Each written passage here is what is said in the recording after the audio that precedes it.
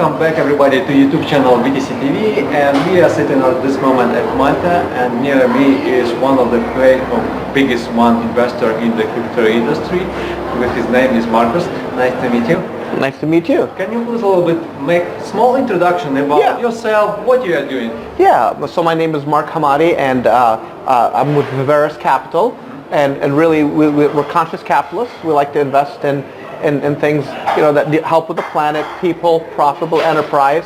And my background is I'm an operator, came from Beirut, Lebanon, immigrated, went into the Marines, and then after that, I'm stage 4 cancer survivor. I was in a wheelchair for 2 years, so dealt with life, so understand that. And really investing is all about creating jobs. So that's what I like to do, is create jobs. So look at technologies that help create jobs and innovate. Creating jobs prospers the world, and at the end of the day, that's what it's all about. For better understanding the size of your company, what is right now is like your... Well, we look at deals that are mid-size, 50 to 100 million. We've done some startups, but we're more later stage investors and really a more control and looking at a deal that that's gone a little bit further. So a lot of times it's somebody who's got it for 20 years, wants to take it to the next level. You look at things where the blockchain can help. It can make a project more efficient. So industries that are already doing well, that maybe, a great example is real estate. So we're more bigger deals, but we're looking at a deal right now, in healthcare that can solve issues. So more longer stage, but now with the blockchain, you look at everything. So more opportunistic. Okay, yeah, I agree with you. I understand you. Why blockchain? Why you right now are going to blockchain and crypto industry? Well, when I look at blockchain as a tool. Mm-hmm. So can you solve this so there has to be a pain. If there's a pain in the industry, okay, how can we solve it and get rid of that pain? And so I'm not just married to blockchain. I'm married to anything that can solve a problem. Now, blockchain can help solve some problems. It can help from the decentralization to make things more efficient, to keep tracking things. So that's where it's exciting about it, and that's why I like it. It from a finance standpoint, you can really track the dollars. You can help efficientize real estate. Like child trafficking is a $100 billion industry. Now we can track the people who are kidnapping the kids through blockchain and help save them, because you can track the crypto. So that there's a company that gives away food. So all the food that's being taken away, you can make it tax deductible, and you can track that. So from a tax standpoint, so the blockchain, that's why it's great. Some problems. It can solve a lot of problems. You can also make it efficient with healthcare, because I'm a stage 4 cancer survivor. So with healthcare, right now it's fractured. You go to a doctor, you tell him your back is hurting, he tells you, well, it's your lower disc, it's this. Where can I go? He tells you go to Mexico, there. Well, is Mexico better than Germany? Is this better? You don't know. Well, with the blockchain, you can connect everything together, and then he can tell you, you know what? These are the 50 different things that you can do. Which one should we try first? And then you can try it and go through each one. Where now it's fractured. You try the wrong thing, you're in stage 4, you might die. And so the blockchain can be very efficient in so many different industries from that perspective. Thanks. If you don't mind, we will make this interview in a couple directions. Okay. And the next direction, I want to talk about, like, for example, I'm private investor, small investor, right? You came from nowhere, right? You are a self-made man, yep. Right? You're from nowhere, and now you are one of the top venture capitalists. And right now, for example, how do you select, what criteria you are using for selecting companies for investing? Well, so when you look at the size of a person or whatever, I always say you got to remember, you got to keep the ego out. Mm-hmm. So the most important thing is have no ego. Look at execution, and then you need some money, right? And with that, I'm always first. I look into the people. Most important thing to me is the team. And then I look at even deeper. Are they a good human being? If a person is a good human being, they're my friend. If they're smart, I want to work with them. Okay? And then you look at the technology. So I always say, without people problems, you have no problems. It's always with people. Blockchain was created by people. AI with people. Everything goes back down to people. So if you have the right team, the right people, it's going to make money. Okay? There's no company that has failed that has had great leadership. You cannot find me one ever. It always comes down to great leadership. When you look at the technology, it's built by people. So great leadership can figure it out and scale it and make it. So that's the thesis I always go about. It's okay, do we have great leaders? Are they good human beings or bullshitters? They're good human beings, okay, great leaders. There's a technology. Are they doing it for money or to create jobs? The money will come if you're creating jobs and doing that. So those are common sense thesis things that are very ridiculous to some people, but they mean a lot. They can really help scale to that next level. I mean, you see it at Apple, how Tim Cook treats his people. You see it how Steve Jobs initially failing. So creativity and all of that matters, right? But it's the people. Who is that person? Why are they doing it? Then you look at, do they have an ego? If they have an ego, then you might have a problem as it's scaling. If they don't have an ego, you see them like the Google brothers went down and let Eric Schmidt become the CEO. So it's having that intellect, being a good human being, and lacking the ego.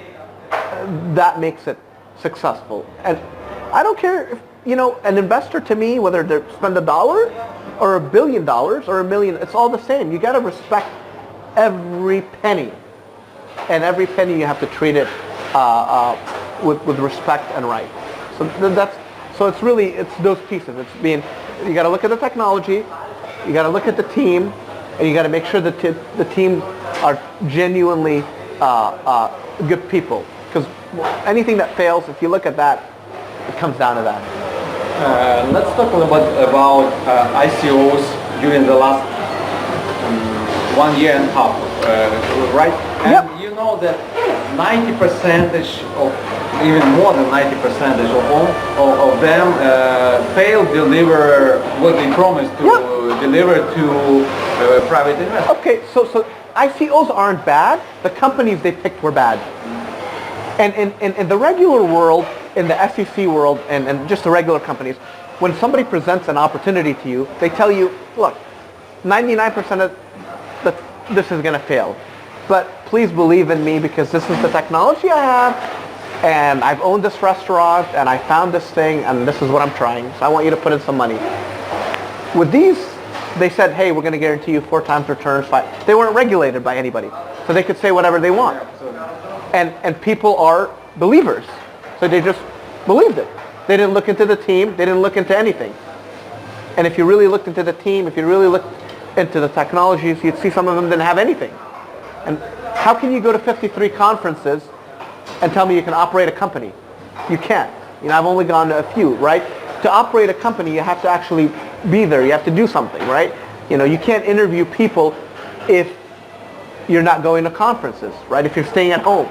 So the opposite, you can't run a company if all you're doing is going that, right? And I'm an advisor on 2 or 3 companies. You can't advise 18 companies. Truly advise. If you have somebody advising you on what you're doing, whether it's interviewing or whatever, you're gonna want thought leaders. You're gonna want them to help you.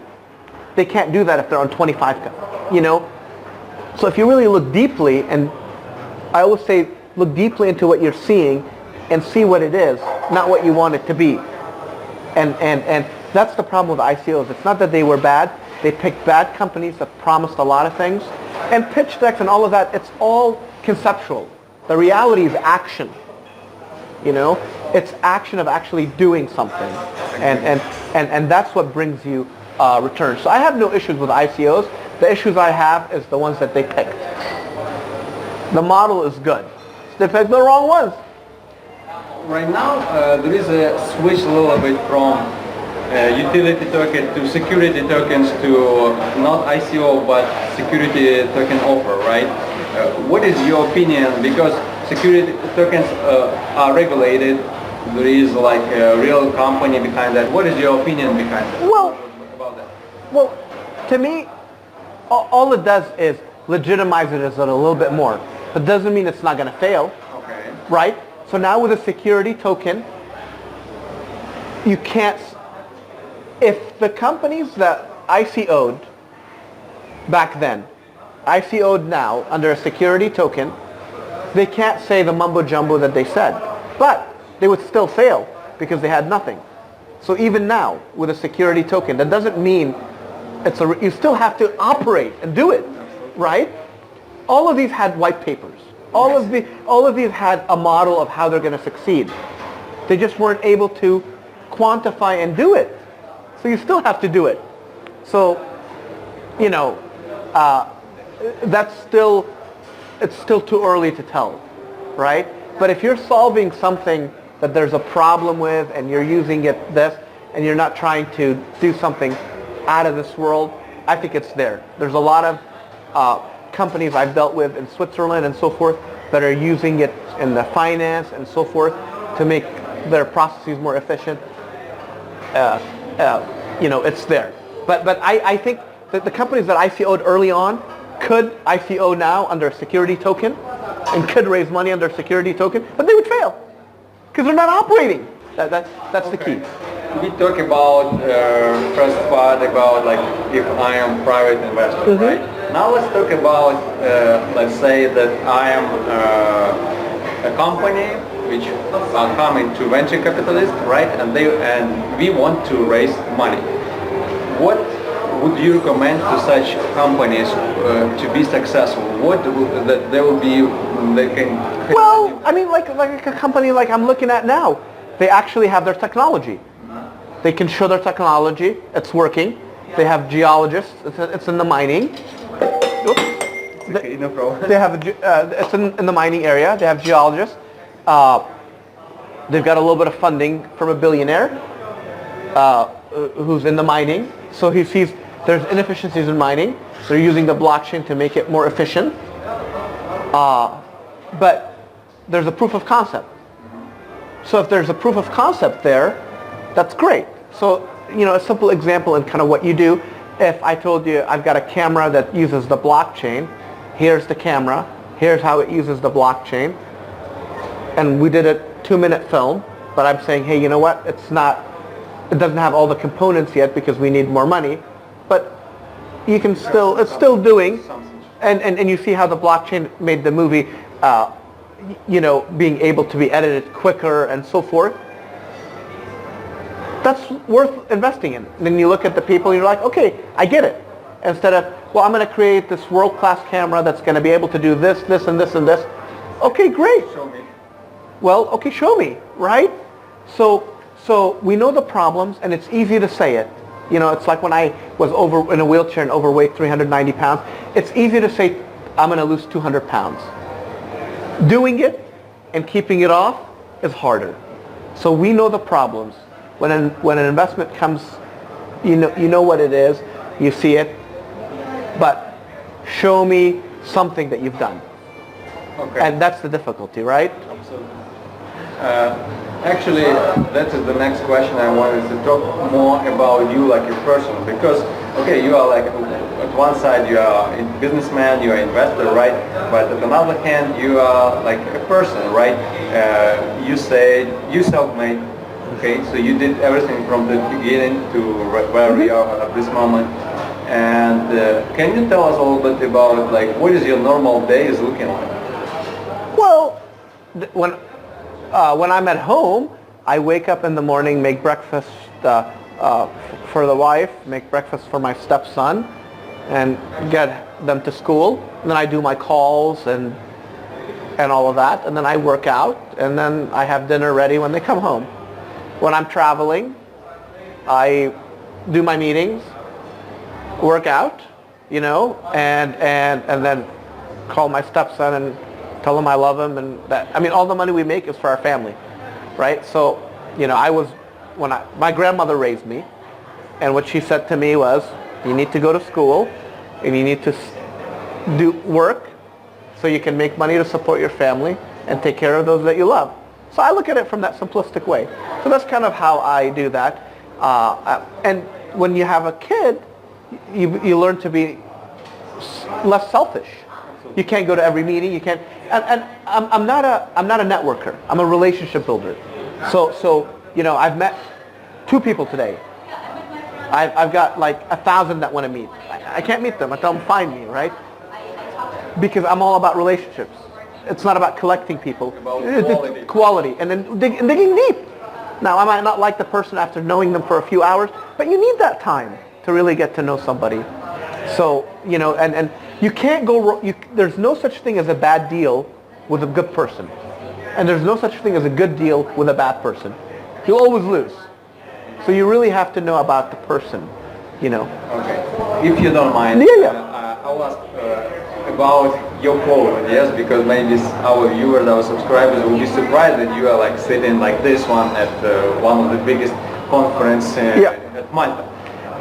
Is it always you are like, you don't care about opinion of others? Well, you know what? That would be misleading to say that. I think we all care about what people think of us, the ones that we care about and care for us. So if I value your opinion, I'm going to care. So you have to be kind of respectful, but you also have to be yourself, right? And so it's a balance. You know, I was working out, and then they said, hey, they want to interview you. I'm like, okay, if you want to do it right away, because he's busy, I can come like that. If you need me to change or whatever. Yeah. So the other side of it is when you're busy, I could have said, hey, you know what? I'm busy for the next 5 hours.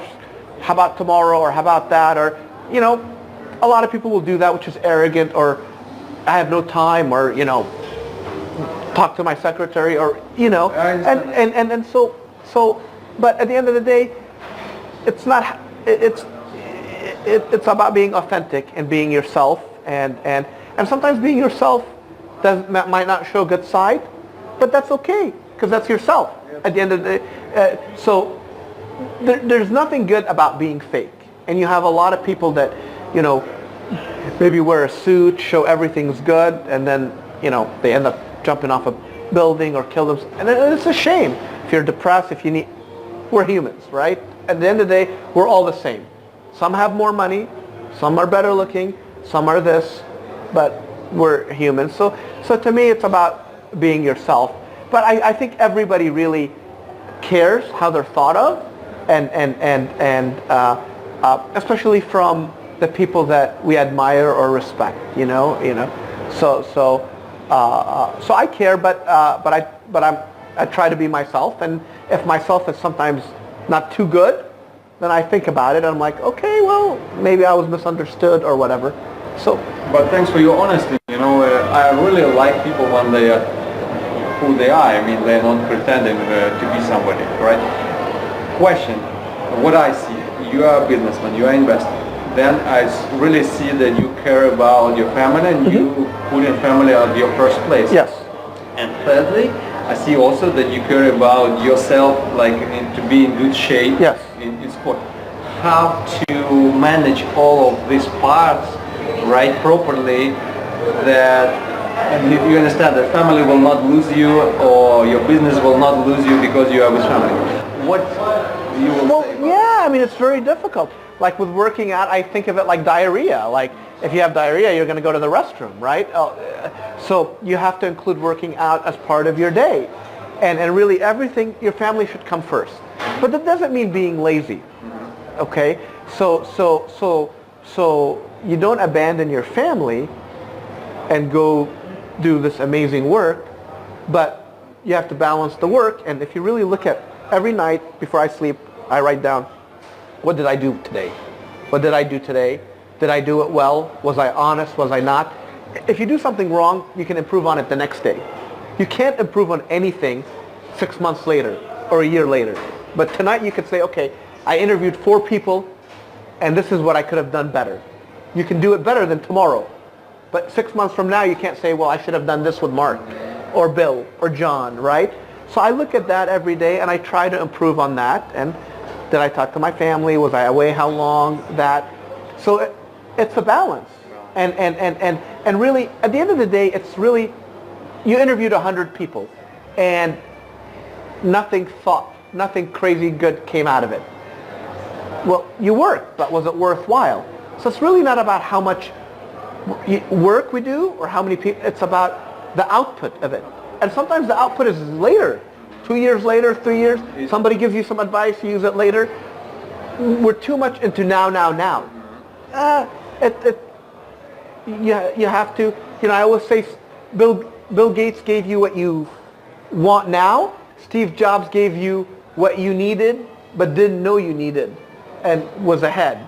So it's a balance with that, It's you have to look at it on a daily basis. If you didn't see your family all week, it's a problem. And then if you didn't get something out of it to be able to take care of the family, yeah. I mean, if you're not a good husband, father, boyfriend, etc., all the rest is meaningless. We are put in on this world. People talk about the planet. The planet is nothing without the people and the animals. So it's about taking care of the people and each other and the animals and our families. And the money and everything else is to support that living. Otherwise... Okay. You mentioned that you've been struggle, right, with cancer disease. How you came out? I mean, maybe what books maybe you would recommend to read, or maybe some movies to watch to be inspired to take this power and fight that? Well, yeah. So I always look at it like there's so many people that have died that deserve to live and deserve to live more than I've lived. So God gave me an opportunity. So whenever you have a struggle, I always say, when you're on the bottom, it's awesome because there's only one way, and it's up. And when you're on top, be thankful because you have to always come down from the mountain, and don't complain. And so know that. So if you're like that, you're always happy. If you're always happy, you can think clearly, and then you can solve the situation with whatever it is. It's when you can't think clearly that you end up, you're going to be late. So if you think clearly, you're able to solve whether it's cancer, this, books, all of that stuff to me, nothing really more. But you have to be in a good frame of mind. If you're in a good frame of mind and you want to read a book, you'll read a book. If you're in a good frame of mind and you want to go run, you'll be able to run. Being in a good frame, positive mind, you're going to be able to do it. If you're in a positive mood, you're going to interview and do whatever. But will reading a book make you positive? If you're analytical, some people can read a book and be like, really take the words, but generally speaking, most can't. So it's really just being positive and saying, hey, you know what? This is why I'm going to do this. This is what it is. This is what's exciting. So, so I always look at it, hey, going to a conference, I'm away from the family, I'm missing them, all that. But I'm helping people create jobs. I'm helping them support their families. That's got to be exciting. So I want their families to be happy. So it's a sacrifice you do. But I was in Dubai. I could have came from Dubai here. It's a short flight. I didn't. I went back to LA, cooked, barbecued for the family for a week, food, all of that stuff.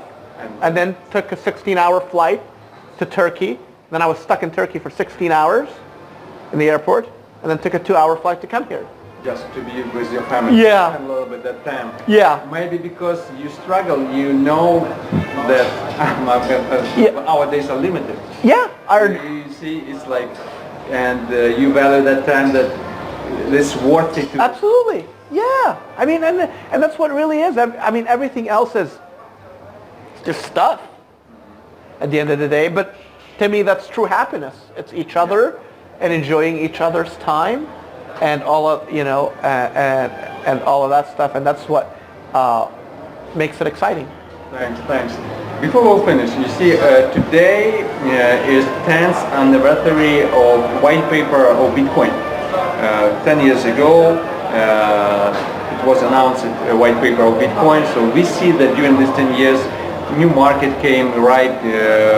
Right now, it's nearly $200 billion. in your thoughts, what can be in the next 10 years? The next one. Well, you know, I'm not a visionary like a Nolan Bushnell who can write on a napkin, so I'm not one of those that sees that. I like to take something and, you know, work with it when it gets there. But I think we're going to mature a lot with artificial intelligence. I think VR is going to come out very much so,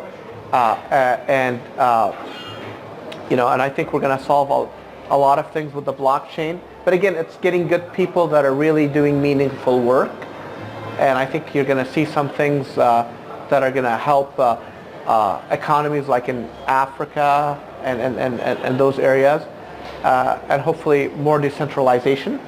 But really, security is going to be big from the hacking standpoint, and I think artificial intelligence with the blockchain is going to be big with the data. I think you're going to see that sophistication happen very strong. So I think really artificial intelligence is just going to expedite everything. And then will something be created out of that? Look, there's always going to be something, but when? It's like the internet. Yeah. This is the next thing from the internet. You believe so? Yeah, yeah. Because many saying that right now blockchain is like 3.0 internet. One when internet came out, then second one when mobile apps came out, iPhone. Now you think it's real and it works and it's being used, and the technology that forget the coins for a second, yeah. But the coins are good when they're backed behind something. I look at the coin like a Black American Express. Okay, so you take, for example, a doctor. He's got a building worth 50 million. You put 15 million of the building onto the coins, and then people can use the coins to do Botox or whatever. Just like if you do private work on videos or whatever, you could create your own coin and say, hey, using my coin you can have my services. And then they can gift that. That's tangible. Now if you have a coin though, and but let's say you back it behind your real estate, then it can't go bankrupt, right? But if you create a coin for your dog, okay, and you don't put any monetary value, then that's bullshit, right? But if you back it with actual dollars, it's there. Again, is it a marketing ploy? Part of it is marketing, but part of it is data.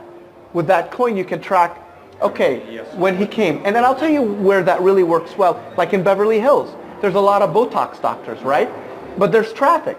So some people will not go to this doctor and go to this doctor because he's 1 mile closer, even though the other one is better, because of traffic. But if there's a particular doctor, we did a coin for him, but with a coin, you can't use that coin somewhere else. You're like, well, since I have it, I'm going to go there, right? And then you can track that. So again, if you do the coin for the proper reason, it works. Who's behind it? That's, again, if you're behind AI negatively,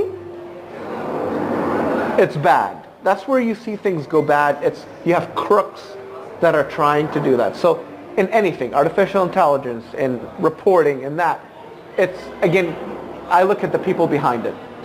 And I agree with you. Me personally, I also believe more in blockchain, like technology, rather than coins. Coins is like the next step, right?